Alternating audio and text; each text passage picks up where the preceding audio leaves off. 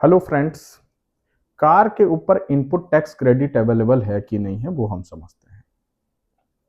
हाँ, कार के ऊपर इनपुट टैक्स क्रेडिट अवेलेबल नहीं है, इवन दो ये यूज हो रहा है for the purpose of business. मेरे एक क्लाइंट हैं, उनके पास एक मर्सिडीज है।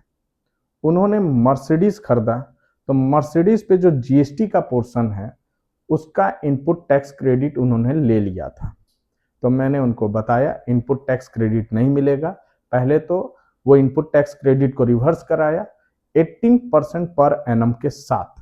पहले ये समझ लेते हैं कि इनपुट टैक्स क्रेडिट कार पे क्यों नहीं मिल रहा है। Section 17 sub section 5 of GST act block credit ये बोलता है कि कोई भी ऐसा मोटर व्हीकल जिसका सीटिंग कैपेसिटी मोर देन 13 है तो उस केस में इनपुट टैक्स क्रेडिट मिलता है, और 13 और लेस देन है सीटिंग कैपेसिटी तो इनपुट टैक्स क्रेडिट नहीं मिलता है। ये जो मर्सिडीज है इसका सीटिंग कैपेसिटी तो 4 है, इस केस में इस पे इनपुट टैक्स क्रेडिट नहीं मिलेगा। कब मिल जाता वो समझाता हूं।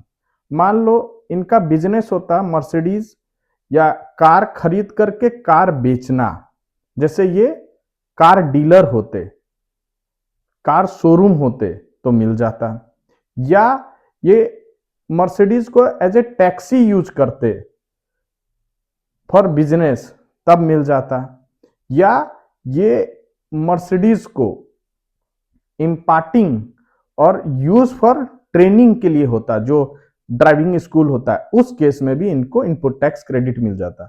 बट यहां पे तो जो मर्सिडीज है वो डायरेक्टर का यूज के लिए है, उनको घर से लाना और ऑफिस पर्पस के लिए है, तो उस केस में इनको इनपुट टैक्स क्रेडिट नहीं मिलेगा। हम टैक्स के प्रोविजन के हिसाब से जो इनपुट टैक्स क्रेडिट नहीं मिला हमको क्या उसका बेनिफिट है या नहीं है।